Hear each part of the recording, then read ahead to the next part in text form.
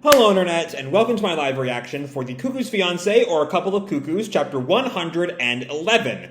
When we last left our heroes, Nagi's response to the whole kiss incident was to shut himself in his room and not deal with anything, not deal with the ramifications of his conversation with Erika at the pool from the chapter before. And so while he's doing that, Erika's also sort of dealing with her feelings, and people keep on coming to visit. Hero shows up bringing pizza to try to convince Erika that there's like a familial kiss. I shows up to convince Erika it's the kiss of best friends. Sachi tries to convince her it's the kiss of rivalry. And Nagi's just sort of, he's listening in, and he's sort of disappointed at like how shoddily it seems Erika thinks of him. Until that night, he thinks everyone's in bed, he goes out to make himself some ramen, and he hears Erika on the terrace talking to someone and saying, "I think I might be in love with Nagi-kun." So it's not quite sure who that is yet. Erika thinks for a moment that it might be her father, which might tie into all the mysteries around Souichirou because he's just so fucking weird. Or it might be to like Hiro or I or someone like that. I don't know. But that said, let's dive right on into the 111th vowel. Thank you for your feelings. Don't know what that's going to be about. Maybe, like, Nagi acknowledging what Erika said, but also, like, acknowledging that he's not quite there yet or something? I don't know. I'm sort of spitballing there. Our picture here is Nagi in, like, a safari camo hat eating an apple with, like, an elephant and, like, a zoo preserve behind him. On the vast seas, Nagi finds his answer to Erika's feelings? Is he going to get dragged out for another fishing trip? Because that'd be fun. But we pick up right where he left off, with Nagi just sort of stunned, still hiding behind the wall. What? What? Just now. She said what? And then there's this noise that jolts Erika and Nagi alike, and we see Nagi's pot of ramen is boiled over. He looks over, crap! The ramen! And Erika walks into the room. Nagi's like got him back to the kitchen at this point. And Erika just asks, "Nagi-kun?" And Nagi flinches. And Erika starts to realize what happened. "Don't tell me. Did you hear that?" And Nagi tries to play it off. What now? I was feeling a little hungry, so I made some ramen. Were you on the phone with your dad? It sounded pretty serious. But that's maybe a little bit more than he should have let off, because that means that he was at least aware there was a phone call going on. Crap. And Erika sits there for a moment and tells him, "Just act like you didn't hear that." Okay. She just wants everything to go back to normal. And I'm not sure it can. This is, of course, a harem manga, and if Yoshikawa wants the series to go on for a long time, he might have to. But we'll see. And she just sort of stands there for a moment, like, backlit by the lights of the terrace, and just gives this little laugh, or it'll just end up being more trouble. She's playing off her... She's just playing things off. She's trying, like, it's clearly, I don't think she wants him to forget, but I think she also wants to, like, not deal with this right now. Like, I still don't think she's quite at the point where, like her line last time was, "I think I might." Lots of sort of potential questions kind of thing. So we'll see. I get the sense that she's not really ready to embrace whatever she's feeling yet. But Nagi's sort of taken aback by that, and they both sort of look away, embarrassed, because, a lot of stuff just happened. And Nagi goes along with it. All right. And he just sort of, like, sits at the bar, slurping at his ramen, and he ends up coughing on it. And as he like, collects himself, he thinks, as if, there's no way I can just ignore it. And yep, we're right! It's another fishing trip! What did I fucking tell you? It's good old Papa Yohei! Now that's what I call a bolt from the blue! Isn't that right, Nagi? And it's just him and Nagi, it seems. Nagi's, still dealing with this massive feelings from the night before. Yeah. Why fishing anyway? You're not supposed to be suspended, right? But Yohei tells him, all the more reason. You're only so depressed because you've lived your whole life as an honor student. Don't sweat it. I'm basically the king of being suspended. Happened like 10 times. I love Yohei. Yohei's the light of my life. What a man. What a fucking man. But Nagi looks at it and makes me feel sorry for the school. Then Nagi sort of asks him, "So, you weren't going to tell me off?" And Yohei, who did see all this, he's not, like, unaware of what happened, tells him, "You weren't in the wrong standing up for Erika-chan. Seeing you get mad up there made me proud to call you my son." Which, again, you know, I just love, you know, all of the who's my real family that sort of bogged Nagi down for the first 100 or so chapters. I'm glad that all of a sudden we're just sort of, you know, smashing through all that. Both of the four parents line from several weeks ago, and here again, reinforcing that despite Nagi's, like, what's my real family hang-ups, the Uminos have been and always will be his real family. And that's just good shit there. But then, Nagi gets seasick. Been a while since we had that gag. And Yohei just, like, looks at him, and then Nagi turns back, "Huh? What?" And Yohei sighs, "Nevertheless, without a doubt, that's what love is." Which is maybe is or isn't exactly what Nagi needed to hear. Because, you know, he's going through those thoughts about what Erika said last night. And Yohei's reading their relationship as love. Erika's reading their relationship as love. At some point, Nagi's gonna have to. Nagi freezes there, and then thinks, so that's it after all? And he flashes back, like, their early meetings. It's true. When I first met her, I thought she was cute. And it's fun to be with her. But most of all, and we see all these, like, flashbacks of some of their times together. If I were kissed by someone I had absolutely no feelings for, I wouldn't have felt like that, would I?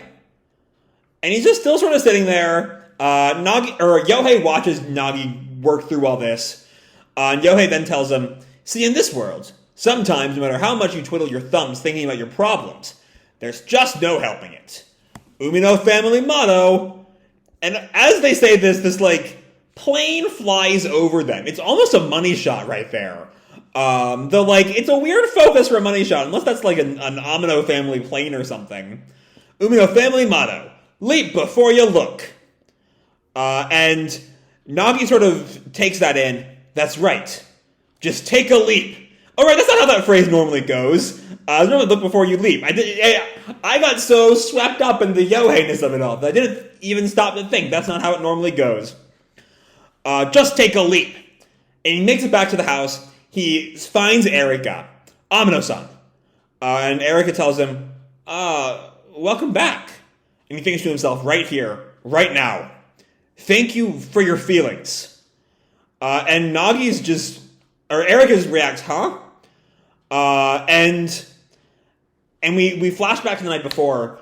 I might be in love with Nagi-kun. And Nagi then says, I feel the same way about you, Amino-san. Okay. I didn't think we were going to get here. I did not think this was going to happen right now. You know, only 100 chapters into the series. And Erika's taken aback there. Nagi is also kind of embarrassed that he's, like, put himself out there like this. And she runs at him. Is she going to go for, like, a tsundere kick or something? Huh? Right. And, like, widens his arm like she's going for a hug. And, yeah, she just sort of smacks him in the chest. Okay. Nagi's understandably shocked at that and injured. Bwah! And, like, turns back to sort of collect himself. And turns to Erika. What's the big idea? And then Erika responds, could you please just not? And Nagi's a little stunned here. What? The one time I was mature about something. I told you to ignore it or we just had more trouble on our hands, didn't I? And then you just give me your response? Okay.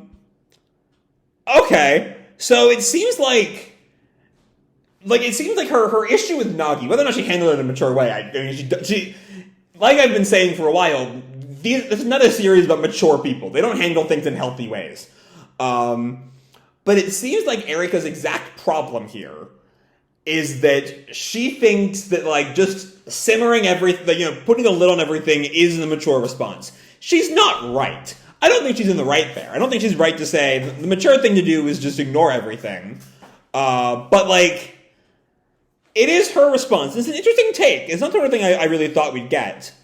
But Nagi's just, no, you see, I said I feel the same way. And Erika stops him. No. I'm happy about it, but I'm not prepared for that much. And Nagi keeps going on, let me. And Erika just snaps, just now, we just had the kickoff. You can't just take a shot on goal from the opening whistle. Is she like a football fan? Is that a thing? Okay. And Nagi's just like, falls over like the force of her words. I said, and he sort of like collects himself, I said I feel the same way. I think I might be in love with you too. And him just outright, the earlier line is sort of, a bit vague. But I think like the fact of his like direct words there causes her to stop for a moment. And she gets this, all of a sudden she gets a little blustery. Oh? And Nagi's also a little uncomfortable there. And then he grabs her by the wrist. So let's go together. To your dad. Their feelings can only move forward. Next time, the promise with Souichirou. Okay. So we can talk about the punch. I think the punch was immature, but like not exactly out of character or like breaking Erika or anything. Let's talk about that next timeline. Because that could either be them making some new promise with Souichirou, or this could finally be the moment we find out what that piece of shit's deal is. I have wanted to know what his problem is for years now. And it looks like we might be getting that very soon. So yeah, that's a good thing. That's a very good thing. But let's talk about the confession. Because, I don't know. Okay, I don't read a lot of harem manga. I don't hate them when I do read them, but it's not a genre I normally actively seek out. I seeked out Nisekoi years ago at a friend's recommendation. I started reading this series because I really enjoyed Yamada-kun, but thought the more fantastical elements kind of got away from Yoshikawa, and so a series without the fantastical elements would be right up her alley. Harem is not normally a genre I go to, and so my go-to, when I think of the end of a harem manga, I think of just how dramatic the end of Nisekoi was, right? They're on the isolated little plateau, they're all running around, dealing with the giant revelations about each other, that whole thing. And so this confession, this mutual confession now, is just so, it's not quite casual. It's given all of this gravitas in the way that, Yoshikawa gives scenes gravitas. But, compared to Nisekoi, it's much simpler, it's much more spur of the moment. He has this conversation with his dad, and he's like, fuck it, I'm gonna go through with it. And he does. And there are reactions that must be dealt with. I don't think Erika's reacted in the right here at all, obviously. I mean, again, it fits her kind of immaturity, sort of thing that you've seen from her in the past, in her sort of, weaker moments, let's say. That sort of push, that sort of tsundere-esque push towards violence is not a new thing from Erika. And while I understand, while that feels somewhat in character for her, to panic and react poorly, I do kind of wish that, the confession, as someone who's been Team Nagieri since chapter 1, hell, since I first read the one-shot, if I'm being honest, I'm not a big fan of the confession being, instantly followed up by that elbow to the gut. It's not the best moment, I'll say that much. The series has always had this weird sort of simultaneously cartoon violence and, realistic violence at the same time kind of thing going, if that makes sense. The scene I think of is the bit at the Umino restaurant right after Ai comes back and Nagi and Yohei have that little brawl. And this is similarly uncomfortable, I'll say that much. Even if I do think that, it shows what we've been seeing for a long time. But again, Erika's not exactly mature about anything here. Even when she says she's being mature later on, clamping down your feelings is not the mature way to go about something most of the time.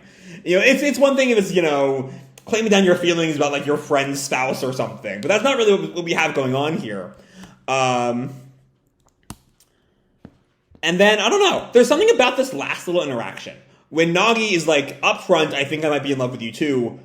And she gives the sort of uncomfortable, don't look at me like that face, that stock Yoshikawa face. And, like, I think we're meant to read it as embarrassment.